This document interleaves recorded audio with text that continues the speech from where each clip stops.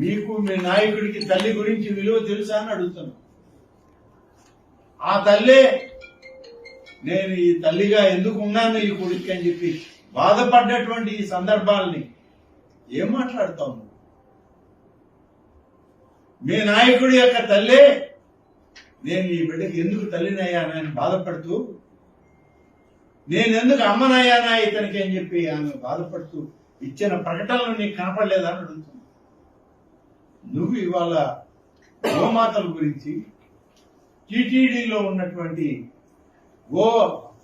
గోవుల యొక్క గోశాలల గురించి మాట్లాడే క్రమంలో అమ్మ, ఆవు ఇన్ని మాట్లాడుతున్నావు.